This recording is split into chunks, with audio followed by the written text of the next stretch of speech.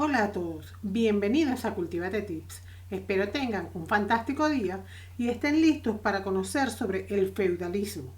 En este video hablaremos de qué es el feudalismo, los deberes y derechos, la Europa feudal, la visión de la sociedad, los guerreros, los caballeros y la vida en el campo.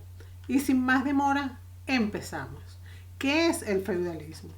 El término feudalismo aparece en el siglo XVII y XVIII para definir una forma de organización política y social de la población medieval, aunque en la Revolución Francesa adopta un carácter negativo y despectivo. Desaparece a mediados del siglo XV, mientras que el señorío trasciende el periodo feudal hasta el siglo XVIII. El feudalismo es una relación de compromiso, obligaciones y derechos de forma voluntaria y libre entre personas de la nobleza, alianzas de fidelidad en el sentido jurídico e institucional de la palabra, pero tuvo repercusiones en todos los aspectos, sobre todo en la repercusión política que tuvo la explotación económica de la tierra, es decir, el señorío. Se caracteriza el feudalismo como institución vasallática entre hombres que crean compromisos y la explotación de la tierra. El feudalismo es un fenómeno muy complejo que influye en todos los ámbitos de la sociedad. La primera repercusión es en la esfera política, en el poder público. El poder efectivo lo suelen ejercer las autoridades locales que se fraccionan entre el rey y sus diversos vasallos desplegados en los territorios. Es una verdadera comarcalización del poder político.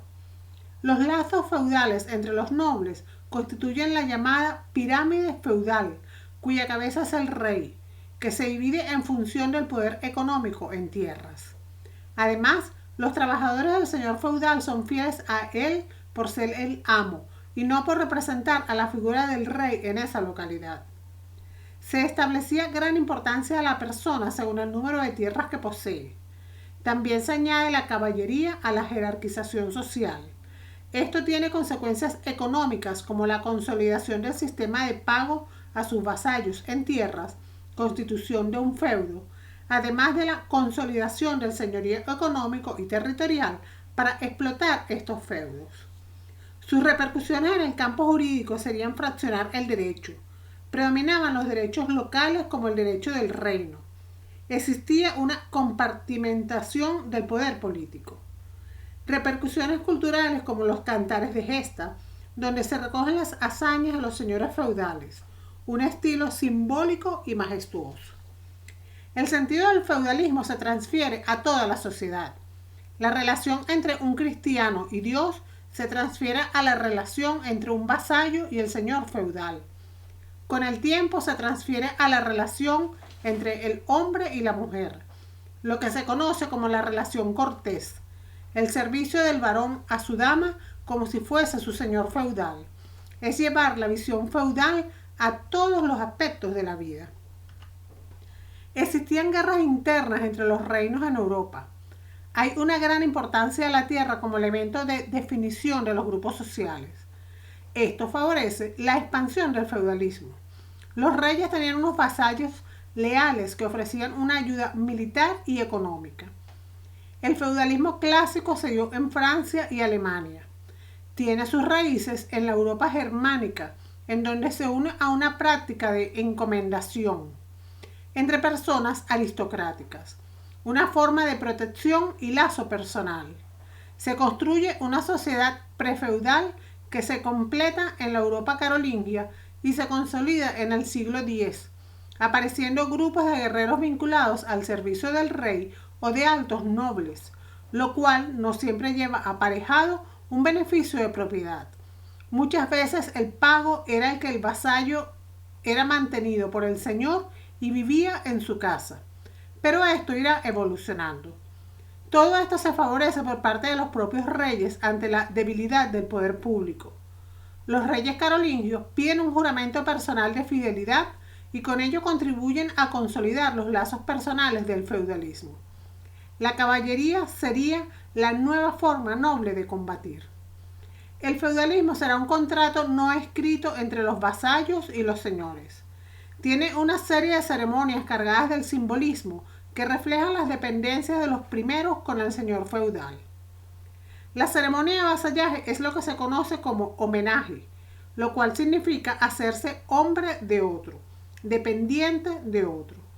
El vasallo se pone de rodillas ante el señor y el señor estaría sentado. El vasallo une sus manos y el señor las toma entre sus propias manos, acogiendo así al vasallo como su hombre. Ceremonia llamada Immistium Manum. El feudalismo requiere también una expresión verbal de aceptar la ceremonia. El vasallo declama públicamente su deseo de ser vasallo del señor. La expresión de palabras se denomina volo. Existe una fidelidad plena del vasallo al señor y es un juramento sagrado. Debe hacerse ante la cruz, los evangelios y los símbolos cristianos. Es un juramento que refleja la libertad jurídica del vasallo. Romper este juramento es una perjuria, ya que se puso a Dios como testigo. Es una ceremonia de carácter permanente. Se suele completar con el beso al Señor, que solía ser en la mejilla en Francia y Alemania, pero hay casos hispánicos en los que se besan las manos, denominado osculum. Y así terminaría la ceremonia feudal. En algunas zonas de Europa se recogen por escrito estos actos para darle una mayor perduración, mayoritariamente en Italia. A partir del siglo XI, algunas crónicas relatan estas ceremonias. Deberes y derechos. El feudalismo supone establecer unos derechos y deberes entre ambas partes. En primer lugar se encuentra la fidelidad. El consejo que el vasallo debe a su señor se llama concilium. Por ejemplo, consejos sobre empezar una guerra o concertar la paz, sobre matrimonios, etc. Este consejo feudal se extiende entre los nobles y reyes. Por ejemplo, Juan sin Tierra, rey de Inglaterra, era vasallo del rey de Francia. La obligación de auxilium o ayuda del vasallo al señor podría ser económica o militar. La obligación económica se limita a 4 circunstancias concretas. Si es hecho prisionero, para ayudar a pagar su rescate. El vasallo debe ayudar económicamente a su señor para participar en las cruzadas y crear su ejército. Cuando sea armado caballero, el hijo primogénito del señor. Cuando se case, la hija mayor del señor y colaborar en la dote del matrimonio. En la Edad Media se insiste más en el auxilium militar. El vasallo debe ayudar a su señor en las campañas defensivas cuando el señor es atacado. El vasallo debe defenderle el tiempo que sea necesario. En las campañas ofensivas del señor, el vasallo tiene un tiempo limitado de asistencia, 40 días. Y pasado ese tiempo, el vasallo puede retirarse. Si pasado ese tiempo sigue sirviendo a su señor, debe ser compensado por su esfuerzo. El señor tiene la obligación con el vasallo de ser como un padre, dándole protección a su vida, a su hacienda, a su familia y a su honor. Una protección jurídica y económica. Debe darle medios para mantenerse y vivir, para que éste pueda cumplir con sus funciones de vasallaje. Se obtiene un beneficio o beneficium, que suele ser un conjunto de tierras. El feudo casi siempre son tierras. Con el tiempo serán cargos administrativos y cargos públicos. El vínculo entre el señor y el vasallo se basa en el juramento de fidelidad. El señor no jura nada al vasallo, pero es un compromiso moral, ya que el señor quizá sea el más interesado en que el vasallaje se cumpla. La entrega del feudo es una obligación del señor hacia su vasallo y un derecho del vasallo. Con el tiempo se utilizará mayor feudo para recompensar al trabajo. Suele ser un acuerdo vitalicio, pero desde mediados del siglo XI se reconoce jurídicamente el carácter hereditario de los feudos. El padre transmite el feudo íntimo a su primer hijo. Es indivisible. La mujer puede heredar el feudo si no tiene hermanos varones. El vínculo entre señor y vasallo puede romperse si alguno incumple el juramento. El vasallo pasaría a ser un traidor y el señor le desposee de su feudo. Si era el señor el que incumplía al vasallo, se realizaba una ceremonia pública conocida como el desafío por incumplimiento del señor. Es la retirada de la fe del vasallo al señor. Europa feudal. Se establecen vínculos feudales en la pirámide jerárquica de vasallajes y subvasallajes. El vasallaje múltiple puede tener ventajas. Para el vasallo la ventaja es que tiene más protección de feudos para sobrevivir si alguno de los señores se lo quitase. Para el señor puede tener la ventaja de evitar un posible enemigo, anula a un guerrero del señor con el que tenga un conflicto. Generalmente se acuerda que el homenaje que obliga al vasallaje en primer lugar es el más antiguo, a que el vasallo prestó fidelidad al señor, aunque con el tiempo suele ser un conflicto de intereses lo que decanta al vasallo a apoyar a uno u otro señor. El homenaje simple, plano o habitual es lo más básico. Por encima de él estaría el homenaje ligio o sólido, que obliga al vasallo a una fidelidad. Comenzará a consolidarse a partir del siglo XI en Francia, siendo el homenaje que pedían los reyes a sus vasallos. El feudalismo se consolida en el norte de Europa y en el centro del mundo carolingio. Es el feudalismo clásico. Se habla de un feudalismo italiano más vinculado a la tradición romana. Tiene especial importancia la práctica jurídica romana. Hay mayor preocupación por dejar la constancia escrita del contrato feudal. En el caso de Inglaterra se caracteriza el feudalismo que no es fácil distinguir las relaciones feudales de las relaciones con el mundo campesino. En los reinos hispánicos el feudalismo es más tardío. Siempre habrá una matización que es que el poder del rey siempre será indiscutible. El feudalismo dará lugar a una visión propia de la sociedad, un modelo de la sociedad feudal descrita por los eclesiásticos en sus ámbitos intelectuales. Aparece una revalorización del trabajo manual como algo positivo, de lo que se puede obtener una ganancia económica e incluso la libertad jurídica, una forma de promoción social.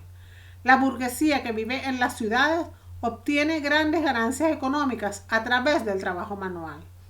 También con el renacimiento urbano se acepta como una actividad digna la actividad de los mercaderes. Visión de la sociedad. Cada grupo tiene una función determinada que mantendrá el orden en la sociedad feudal jerarquizada. Los teóricos hablan de dos visiones sociales según el factor que se tuviese en cuenta.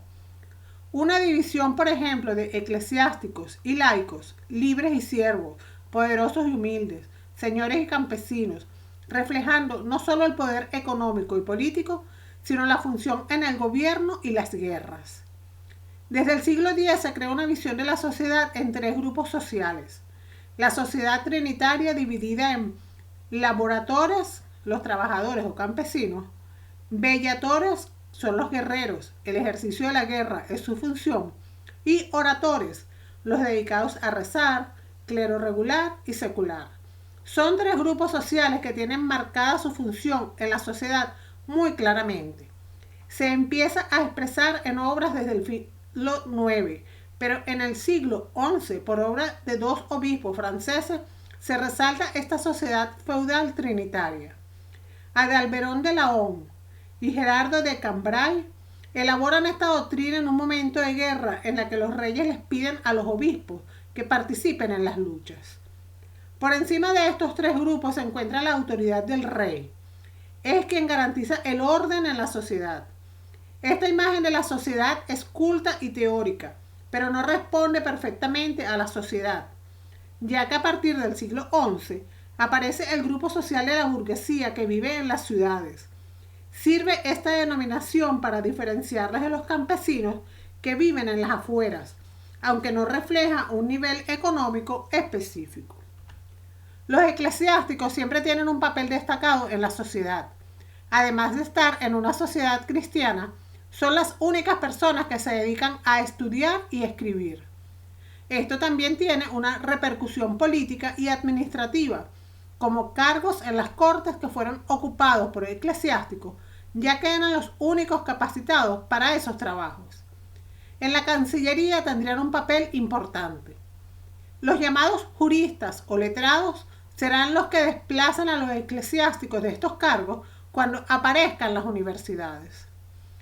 La institución de la paz y tregua de Dios es un intento de establecer un grupo de personas en un lugar para evitar ser atacados. es el derecho de asilo en la iglesia. También la obligación de proteger y no atacar a personas desarmadas. Se establecen una serie de días en los que no se debía combatir entre cristianos. Los guerreros. El grupo de los guerreros en la sociedad feudal tiene la obligación de defender a la sociedad. Se definen con dos términos que acabarán siendo sinónimos.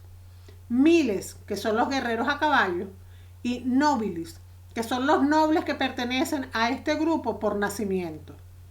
Los primeros tienen obligaciones militares unidos al vasallaje feudal. Los segundos serían un grupo especial y superior. Tiene un carácter hereditario, aunque pueden ser personas cercanas al poder real, la llamada nobleza burocrática. En Castilla y León aparece la caballería villana, que proviene del término del que vive en la villa. Está formada por campesinos con riquezas suficientes que lucharán como los caballeros. Habría tres formas de pertenecer al grupo de bellatores. El carácter común de estos tres subgrupos es caracterizado por los lazos feudales. La baja nobleza es un grupo muy endogámico, pero acceder a la alta nobleza era muy complicado. La forma de combatir era la caballería. El caballero sería el que lleva el peso de las campañas militares. Cada caballero solía estar acompañado por 5 a 7 peones que le apoyan en el combate y su mantenimiento suponía un gran gasto, además de que el caballo es un animal caro de adquirir. Es necesario tener las armas específicas para ser jinete y también practicar mucho. Es necesaria una gran cohesión del grupo. El caballero se identifica con la nobleza y se identifica por unos ritos para acceder a este grupo, con unos valores que le definirán. Los caballeros. El caballero debe luchar por las causas justas. Sus principios fundamentales son la fidelidad, el honor y el valor. El caballero debe prepararse y formarse.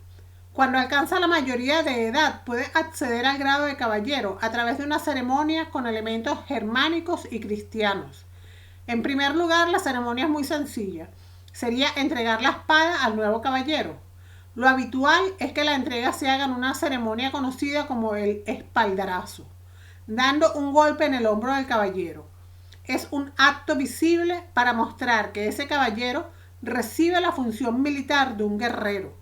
Puede venir del rey, de un noble, de su padrino, etc. Otra ceremonia es la collada.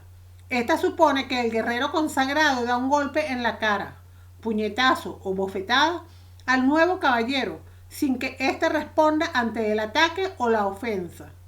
También algunos hablan de un origen pagano para transmitir la fuerza de un guerrero a otro. Se ciñe la espada al caballero y se le atan las espuelas. Son los símbolos del guerrero que lucha a caballo. Muy pronto se añade una ceremonia cristiana de origen germánico que supone que la espada, antes de ser entregada al caballero, es bendecida. El nuevo guerrero debe pasar la noche anterior al combate en oración para pedir a Dios que le dé fuerza para ejercer su función como debe. La obligación principal es la fidelidad y defender a la sociedad.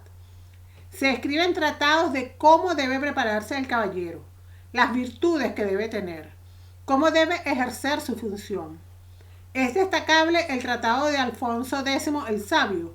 La segunda partida de su código es un verdadero manual de caballería. Con el paso del tiempo se pasa de un caballero que defendía las causas nobles a un caballero aventurero, que busca recompensas y el amor de la dama para conseguir beneficios personales. Se irán creando órdenes de caballería consolidadas en la Baja Edad Media para agrupar ciertos nobles en torno al rey y destacar su posibilidad de vida. Se vincula la caballería con la nobleza. En los siglos XIII, XIV y XV se realizan torneos para practicar las luchas y además para atraer a las damas. La vida en el campo. El grupo de los campesinos es el mayoritario en la sociedad, representando el 80 al 85% de la población. El término más usual es el de villano. Encontramos una diferenciación jurídica entre libres y siervos. El siervo no puede prestar juramento, no es convocado a las armas, no paga tributo y no puede participar en un tribunal. La condición de siervo es hereditaria, aunque se puede acceder a este grupo por deudas o como pena por delitos graves. Aunque el siervo puede adquirir bienes e incluso comprar su libertad, se le considera como persona y como cristiano. El dominio de la actividad rural hace que el campo sea el lugar habitual de vivienda. El señorío se convertirá en un marco habitual de vida en el medio rural. A partir del siglo XI, se transformará en un señorío jurisdiccional que recibe o usurpa del poder real funciones que corresponden al rey, como podría ser el juzgar a personas de su señorío. Los reyes suelen tener la alta justicia, como podría ser una ejecución, y los señores aplican la baja justicia por delitos menores. Llevó también ciertas cargas económicas sobre el control del señorío. Solo el señor puede tener molino en el señorío, y los campesinos tendrían que pagar su utilización con costes elevados. Los señores además cobran ciertos tributos sobre los campesinos, siendo un reconocimiento de la potestad superior del señor, la llamada talla. Es un reflejo de la protección que esperan recibir del señor, pero es arbitraria del señor y puede pedirla cuando quiera y por la cuantía que quiera. Pueden pagarle además la comida y darle hospedaje al señor cuando pase por la aldea de sus campesinos. Además, deben ayudar en las obras de mantenimiento de los castillos del señorío, por ejemplo. Hemos llegado al final de la explicación. Espero les haya gustado. No olvides suscribirte a Cultívate Tips si aún no lo haces. Darle al botón de me gusta si te ayudé a conocer mejor este tema. Y puedes dejar tus dudas y comentarios sobre el video en la sección de comentarios. Además, ahora puedes seguirme en mis redes sociales de Cultívate Tips. Que tengas un lindo día. Adiós.